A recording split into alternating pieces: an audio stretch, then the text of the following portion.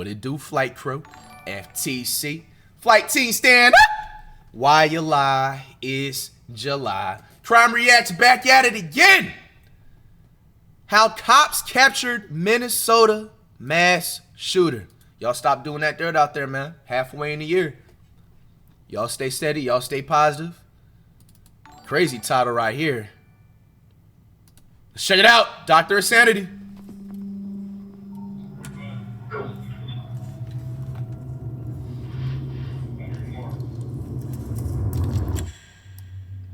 Hours earlier. It's midnight at the Shady Oaks apartment complex. A resident is walking back to his apartment when suddenly he's shot by an unidentified man.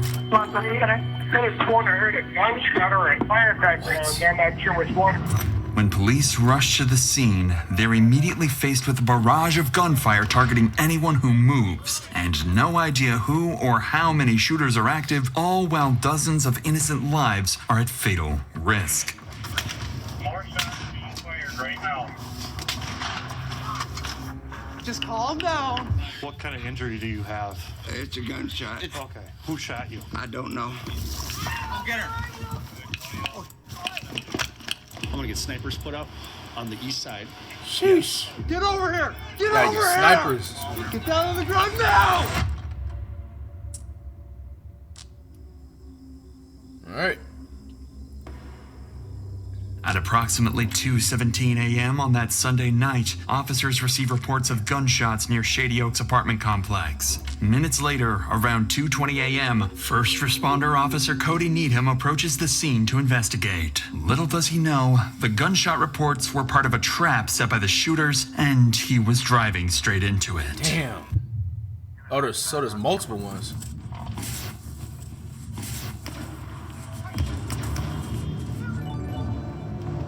Mesri with the gifted. Moments after entering the parking lot, Officer Needham is struck by a bullet as multiple shots rang out and immediately radios nearby officers for backup. I'm going to the hospital. Dispatch, let ER know I'm coming. There was a rapid succession of shots. Do you know where it came from? It's back by Shady Oaks. There were more shots back by Shady Oaks. Okay, we need to get a perimeter around this building. Multiple units nearby are now en route to Shady Oaks. However, the scale of police response will soon grow much larger, as officers realize the severity of the situation and the danger posed to the civilians. But for now, as backup units head towards the scene, Officer Needham speeds towards the hospital, still uncertain how severe his injuries are. That's crazy. I think I've been shot. Officer probably has a family or something, bro. He just went into the scene. Now he's in the hospital right now. I don't know what the I'm going this room over here. And he drove himself, too. Needham receives urgent medical care. Backup officer Christopher Deason and other units make their way towards Shady Oaks. Completely unaware, they're stepping into a deadly 8-hour-long standoff. 8 hours?! In rapidly chaotic incidents like these, officers have no choice but to make split-second tactical decisions. To fully understand how police manage such dangerous situations, we'll follow every tactic and decision through every stage of the standoff. Like, deadass, can you even teach that? Because I know they gotta go to like an academy or something like that, but my nigga, like, bro, 8 hours standoff, bro? Deason, who's just arrived on scene to a barrage of gunfire erupting unpredictably. We don't know what floor they're on. The shots were presumably coming up in front of the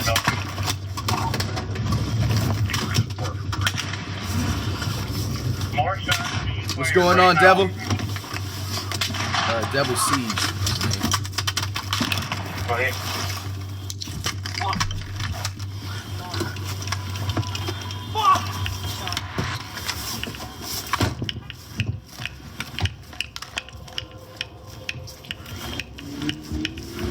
Being shot at?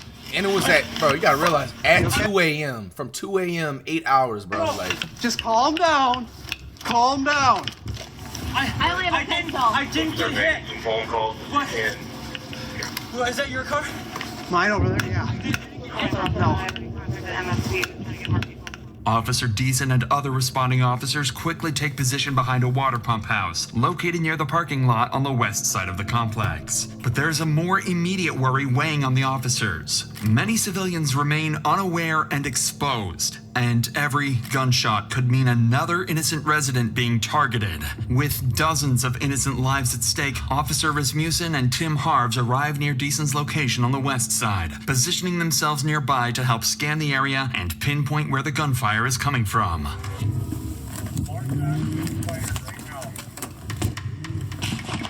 306, 2400, start everybody. As soon as I got around the corner up here, he started shooting at me. Me and Decent pull up here. It was what, 3-4 shots? And when I pulled up here before, Sunny Gal with a So top somebody's 10 shooting out get the window of the there. building. Thank Chris, you so much. Can you come over here? they're shooting at any law enforcement that comes through. If we go out any further, we're going to get shot at. If this is an active shooter, we need to get a team ready. We need to probably start dealing with it. Nigga, what do you At mean this probably? stage, Nigga, the you better call them, situation facing niggas. officers is extremely dangerous. The Shady Oaks apartment complex contains approximately 126 units, and with near zero visibility and gunshots ringing out unpredictably, police have no way of pinpointing exactly where the shooters are located, whether they're barricaded, mobile, or roaming freely, or even how many shooters are active. What's more alarming is that officers don't yet realize they're dealing with a carefully planned ambush, and the next few minutes will make that terrifyingly clear. We want to get eyes on the building. We need to get Cars there. We need to get back over here, right? Yeah, so we're probably gonna have to. Bro, stop saying probably. Where the fuck is this guy? Definitely scary situation, bro. He's outside, I bet.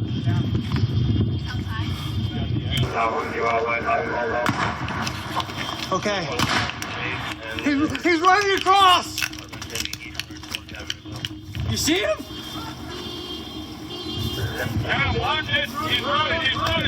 Where? Where is he running to? North or He south? ran that way. He ran that direction. Somebody Running ran- south. I don't know if he got shot at or what, but someone just ran across the back lot. He's running. I don't know if it was him or someone that got shot at. Correct. They ran out here in that direction. They're behind the trees here. Other side of the trees. What? Is that, you think that's a high-powered rifle? Or... Something high. Just calm down. Do not bowl me over. Shot at this house. It's coming from the front of the building. It impacted the road on the little fourth. One of the shots officers just heard was aimed at a resident who stepped outside the building, completely unaware of the active threat. He was struck and immediately ran away. With danger escalating and officers still unsure how many shooters they're dealing with, or even where the next shot might come from, their immediate focus shifts to two critical priorities. First, identify and engage the source of the gunfire. Second, secure the perimeter and evacuate civilians inside and outside the building to prevent further casualties. However, officers still don't have a key to access the building from any side, adding a major complication to their plan. So, to move forward, Officer Deason and Harves formulate a tactical plan. One group remains in position, carefully engaging and distracting the shooters to pinpoint their exact locations and number. Meanwhile, a second group cautiously moves around the perimeter, evacuating civilians from areas exposed to gunfire. It's important to understand that incidents like these are not only traumatic for the officers working them, but they can often have the same effect on people simply watching these videos behind a screen, just like you. If you have ever felt that you need help with mental health, you should know there are Mental health matters, but skipping through. Their health. Question is therapist fit. A therapist to pilot.com/. Back to the scene. The evacuation team is about to spread out and begin sweeping the west side of the perimeter. With the shooters' identities still W, unknown, mental health they have matters. to treat Skipping through the ad, everyone though. they encounter as a potential threat. Come here. Hey, come here. Do you have a key fob to the building? Okay. Are you okay? Yeah, motherfucker, shooting me. You're shooting me. I took out the sidewalk and said, oh, there's those kids that live with surprising breath. Say something. I heard it. I stand in my kitchen doing it. Here, I go don't back to have your a car. phone. I think Now. it's the second floor. So you think it's the second I'm pretty for sure. It's the second floor on the far side. Okay. Yeah. Go back to your car. Stay in there, okay? Officer Rasmussen manages to clear this first encounter with a resident safely, but as he moves further into the parking lot, he spots someone he believes might be one of the shooters. One of them.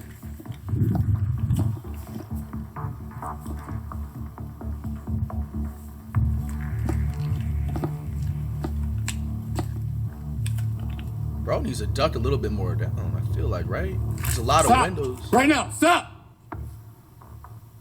Turn around! Drop to your knees. I got a guy that just walked out. He's in the parking lot. I got him at gunpoint. I need somebody down here. Stay where you're at right now.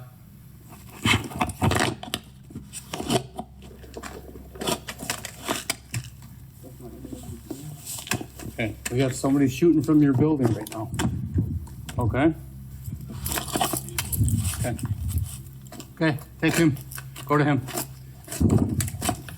So is he one of them or not? Ma'am, come here. Come here. Come here. It's police department. Come here. There's somebody shooting from your building right now. Okay? Now keep your hands out of your pockets, I'm please. sorry. Go to that red car over there. Go.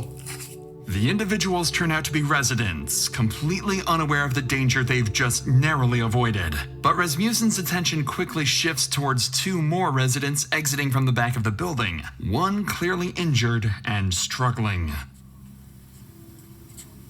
Keith, you got up in the building? This way. This way. What up, Kelby?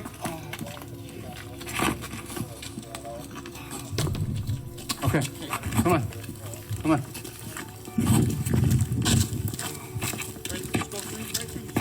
Okay, right here. Now, I handed my phone off, so I have no way back. Okay, well, you're not going back in anyway, so you're fine. Are you hurt at all, sir? Or just the one? Okay.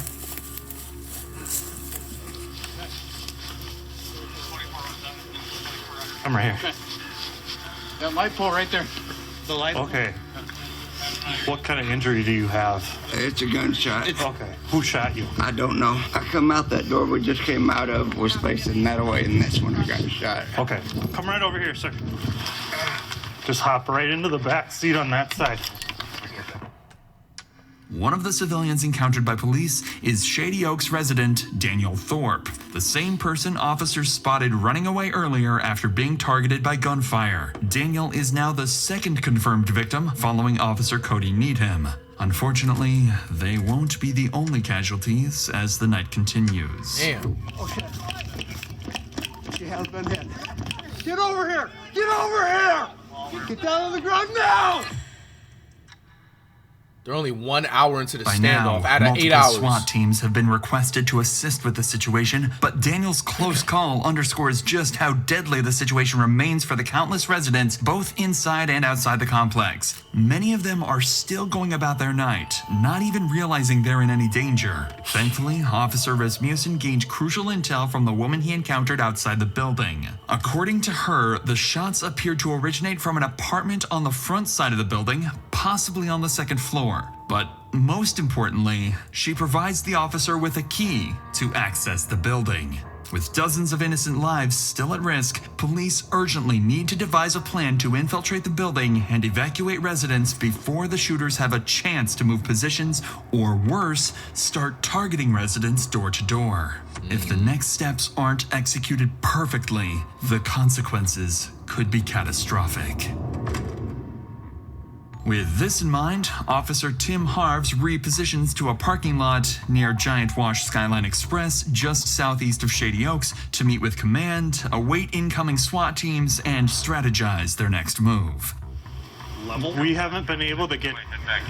They were thinking maybe like second floor, but now Chris is saying there's movement on 7th, but there's movement all over if you watch those windows. Nobody's identified where or who. Once I get more SWAT bodies in, I'm going to start forming up some perimeter teams to take over on perimeter. I'm going to get snipers what up, Search? On the east side, Yes. Yeah. So they can kind of get all the eyes on shots have been coming from the front of the building. By this stage, police have gained important but conflicting information about the shooters.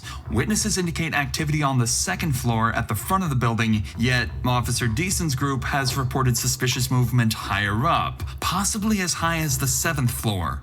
With these conflicting reports, the situation remains risky and unpredictable. So, to gain some control, multi-jurisdictional SWAT teams are now en route to help secure the building's perimeter, deploy snipers, and infiltrate the complex to evacuate civilians trapped inside. In the meantime, Officer Christopher Deason and his group continue to hold a critical position at the West End, actively scanning the building to pinpoint how many shooters they were dealing with and their locations.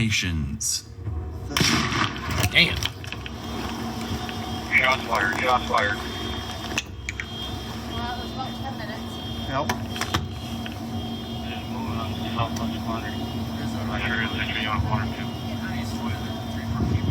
Correct. Correct. Some are moving towards this. STL, what up? That did hit across the street, right across the street from me. It sounded like a bird shot. While Officer Deason's team continues to hold their position on the west side, a critical oversight is exposed in the perimeter setup. Road closures intended to prevent civilian traffic from entering what the a active top shooting 25 zone weren't established quickly enough, allowing unaware Thank you drivers so to much. slip through. This major flaw is about to lead to disastrous consequences. Hold on, my bad. Let me replay that bit. Quickly, it's intended to prevent civilian traffic from entering the active shooting zone weren't established quickly enough, allowing unaware drivers to slip through. This major flaw is about to lead to disastrous consequences. Oh, shit. What? Car just got through. Well, you don't go out there. Go! Go! Go! Go! Get out! No! Damn. Like, chat, like, honestly, let's say if you're just pulling up to your place, like, at 2 a.m., you know what I'm saying? Like, what do you do? Like, you know what I'm saying? Like, do you roll down the window and see what they want, or you just trying to, like, hurry up and, like, just drive up out of there or some shit like that? Damn. Because the person in the car probably thought he was in trouble, low-key. Like, damn, what the hell did I do? I just pulled in here. Let me get up out of here right quick. Fortunately, this first vehicle manages to pass without getting hit. But just minutes later, officers spot another set of headlights approaching, heading directly into the line of fire. Oh! Damn, 2 of them? 3. Shots fired, shots fired. 3 shots. Love, I'm not reading your full name. Thanks for the gifted. No. Okay. That was 3 shots, so. Correct. Another 5 minutes. Maybe. They're not aiming directly at us. Vehicle. Yep. Vehicle coming northbound on 4th. Officers quickly realized the rapid succession of shots was not directed at them, but at a civilian vehicle passing by the front of Shady Oaks. After being hit, the driver continues forward, eventually stopping on the west side, still within the active firing zone, but close to where officers are positioned. That's when they hear the driver's disturbing screams. Get over here! We might have somebody that actually just got shot. Okay. She has been hit. I know, come on. Let's go. Fucker, I should have known. Do you have a tourniquet on you? Yeah. Okay. I think it's just through and through. Shine your light. Hell going. Thanks for gifted. Yeah, we can't get up there right now. We cannot get up there right now. The injured driver was struck in the leg and is rapidly losing blood. Officers quickly apply a tourniquet to control the bleeding and stabilize him until he can be transported to the hospital. But before they can even catch their breath, another serious Don, problem give the- appears. Other residents and civilians continue to pass close to the active firing zone, oblivious to the lethal danger surrounding them. That's when Officer Deason spots something alarming. Someone riding on a bicycle is suddenly seen riding straight through the active firing zone, heading directly towards officers. And they don't even know it too, so you can't even be mad at them. That guy on the bike. Get your hands up. Get over here. Get over here. Get your hands Get down up. on the ground. Get down on the ground now. I am. What's the fuck? We got people shooting out of that building at us. Shit. We don't know if it's you yet. No, sir. We don't know that yet. We got him prone out right here. We're checking him. I didn't hear no gunshot. Are you kidding? You guys scared the fuck out of me. How do you think we feel? Well, I didn't know there was people shooting each other. What's happening over there? Get him to crawl over here. What's happening over there? Get over here. Okay, crawl. Crawl over here. Come look by the building here where you're safe. All right, put your hands down again. We just had somebody get shot out in the street from here. You have anything on you? No, sir. Can you take the bags gotta off see me, that. please, so you can look at? You can search me if you take the bags off. This bag just has a hammer and some tools. Okay, it's not him, obviously. Stay down. Okay, it's obviously not him. Okay, why don't you come up here, sir? Come up by the building where you're safe. Okay, now you hear what we're dealing with? Thankfully, officers quickly determined the biker was not a threat, managing to pull him to safety before he was harmed. Immediately afterwards, police units quickly finished establishing roadblocks around the complex, finally preventing further civilians from entering the danger zone. With no targets in sight, the shooting abruptly stops. Wow. This brief pause gives officers an opportunity to reassess their positions as they wait for SWAT support, unaware of the violent escalation just hours away.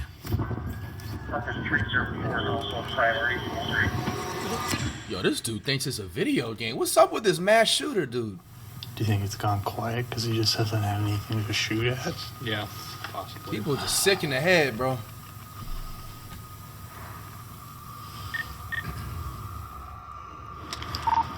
Keep them at a staging point, Keith. We have an armored vehicle on scene here. We'll be sending over, I believe. At approximately 4 a.m., SWAT armored vehicles finally arrive on the opposite side of the building, marking a critical turning point in the operation. For the first time, officers have the tactical support they need to close in and bring the shooters into custody. Yeah, we've got 4 individuals here now, 313. We need to get them out of here. You want to jump in with him? Yeah. All right, we're coming. Thanks for coming. Yeah. I know our team's setting up too, so we'll be over here soon. Not what we expected. Oh shit. With SWAT teams now on scene, a sniper unit quickly moves into position on the east side of the Shady Oaks complex, giving officers critical visibility. At the same time, entry teams on the west side prepare for their next move. It's finally time to move inside the building. Here, we'll cover you. Get up there, go one at a time, okay? I'm gonna move, right? Yep. Moving.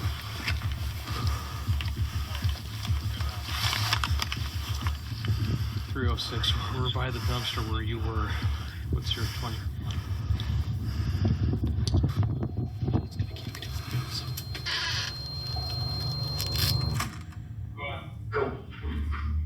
There's no way that's him, right?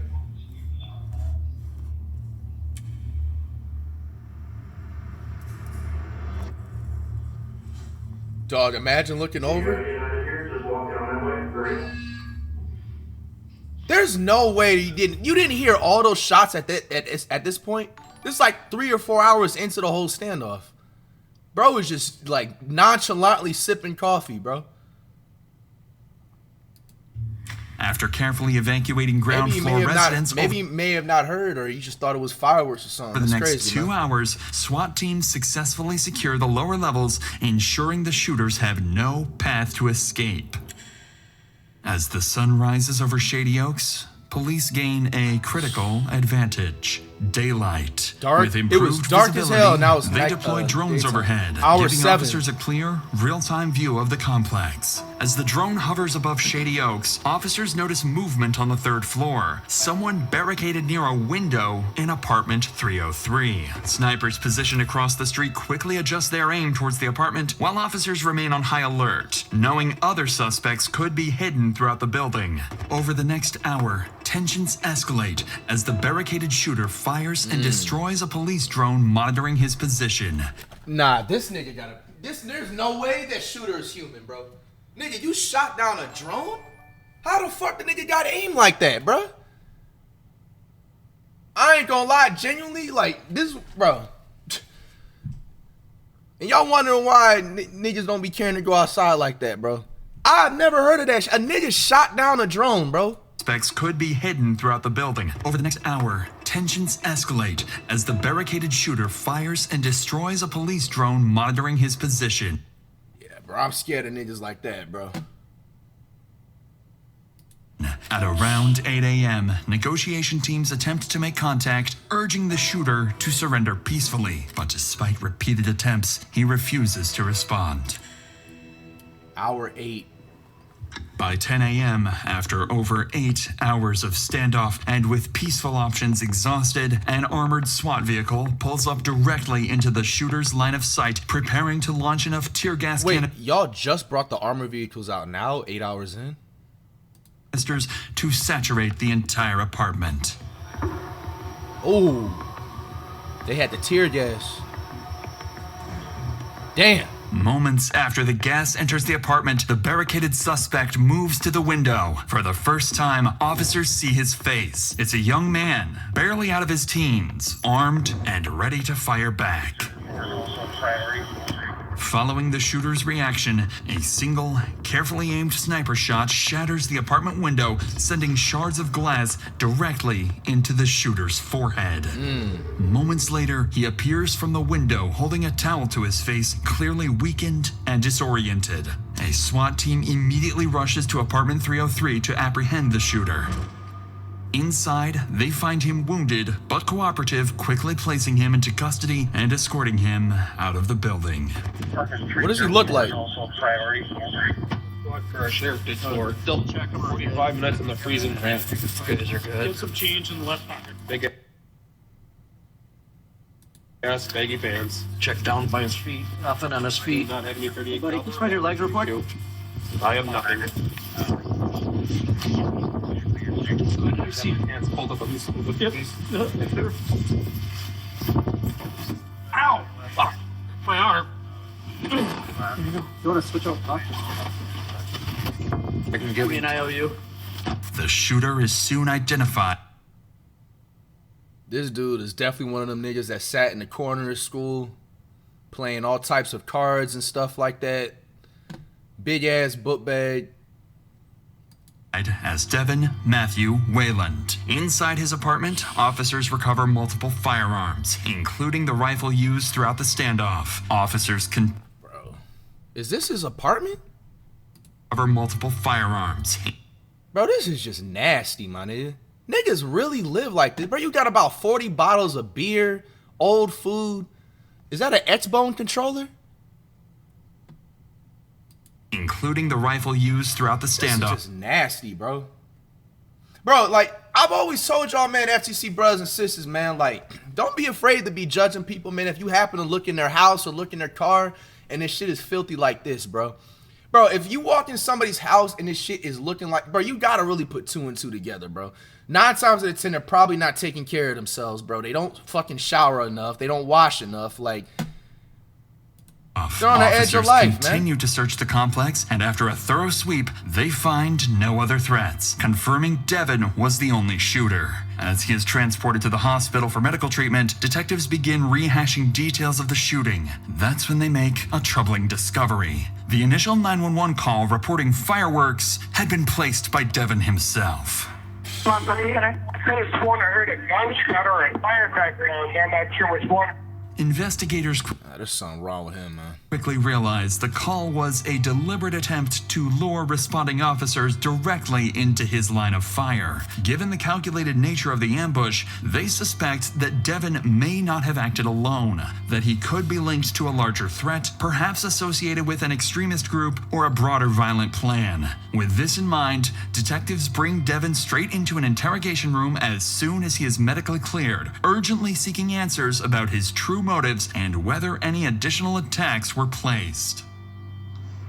Hey, Devin. Hello. How are you? I've been better. Yeah, it looks like it. Feeling okay though? Is that okay if we visit? Yeah. Okay. Now, let's back up to the day before the incident and just talk to us about your day and kind of what's going on. Everything seemed all right. Everything seemed fine. But, Okay. These ex-friends of mine, they wanted to hang out with me, and it was gonna be his girlfriend's birthday, the 21st birthday, so they wanted to party and drink. Well, I do like political discussion. I like to see people's views and ask them why they think of that, so I can respect them deeper and Like view them. political stuff? Yep. Okay. But it just turns out that they're ex-tweakers, and I think one guy was tweaking there. This guy's name was Seth something. And they're all like they're saying I'm getting in their face and screaming at them. I'm partially deaf from working in machinery. I said, I'm sorry, I'll get down on my hands and knees. I'll show you I'm not being violent. And this woman was saying, get on You said you'll get down on your hands and knees to prove you're not being violent to somebody else, bro. my man's face. And I'm like, I'm not in your man's face. I'm just saying, this is how I view about the situation, because how can I respect you? You've been nothing but nice to me, so she has until this point on. And Judd said, get off his face. I said, I'm not in your face. He pushed me. He was trying to fight me, so I fought him, and Jordan got on me, and he tried fighting me, and he claimed he was trying to make sure there would be no fight to happen, but that was the last straw. And for some reason, I felt like because no one would believe my side of the story, I had my firearms out and ready to use, just in case anything did happen, which I didn't want it to, but I had an accidental discharge of my Mosin-Nagant rifle and had one bullet for it. I'm not Which sure. kind of rifle was it? Mosin-Nagant. Okay. It was a mental slip-up. I haven't been employed in a year. Uh-huh. And my grandfather died 3 years ago. I just wanted it, and I didn't want to ever shoot a cop. That's why I surrendered. Were you aiming at anything throughout Just the 75 cars. rounds? Just the cars, trying to get the cops to come so they'd shoot me. I didn't want to shoot the cops. I didn't want to shoot anybody else. I just wanted to shoot the cars. Huh? So you wanted to shoot at a moving vehicle that's being operated by another human, but you... So that they would shoot me, but I... And is that... And then, let's not forget, you randomly shot like a civilian walking out of his a complex, and then you shot somebody else. Myself, it's against my... Oh. He's gonna try and file for mental insanity. Views, I would have to have somebody else me theoretically, so that's where that idea, I know it sounds really fucked up, I wanted to live, I tried telling myself this and that, but under last night's situation or ordeal, it just got too much to me, too fast. So, do you remember what exactly you told the dispatcher when you called in? It sounded like there was a gunshot or fireworks or some type of discharge, like some type of fire shot. So if you said the word fireworks, would you mean fireworks from a gun or actually fireworks? I don't know. Did I say fireworks? Or are you getting You this might one? have. I don't know if I did. Fireworks. I don't know if I did. You know what you... Perhaps the most striking thing about Devin's confession is his description of feeling trapped between a desperate wish to die and an inability to harm himself. A psychological state commonly known as suicide by cop, where someone intentionally provokes law enforcement into using deadly force to end their own life. Following the interrogation, detectives determined that Devin Wayland acted alone, ruling out connections to any larger extremist groups. Devin admitted to intentionally provoking police to respond with deadly force, driven by anger and humiliation after an earlier confrontation at a party. Thankfully, the 3 victims wounded in the shooting, including Officer Cody Needham, would ultimately recover from their physical injuries. Nice. When Devin's case reached trial, Minnesota's Court of Appeals rejected the argument that his actions were solely driven by suicidal intent. Although Devin claimed that provoking police into shooting him was his primary goal, the court found his broader actions of repeatedly firing at officers and civilians to clearly indicate a deliberate intention to kill or seriously injure others. Devin's defense team argued that severe mental health issues were primarily responsible for his violent rampage, but the jury was unconvinced, finding Devin guilty of 3 counts of first-degree attempted murder and 3 counts of second-degree assault. He was sentenced to 50 years in prison. That's it? I mean, bro, that's like his whole life, but bro, he played Call of Duty IRL, bro, for an 8-hour standoff in an apartment complex, bro. I feel like, man, they should have gave him, like, you know, I mean, that's a long, but it's just like, bro, it's just the principle of it, you feel me? Like, so many people's lives was in danger. You got to hit him with, like, 275 years just to, like, let him know, like, nigga, we don't be fucked with, you know? But it's still a long time. He's not going to smell fresh air if he ends up surviving. So, WRL justice system, man.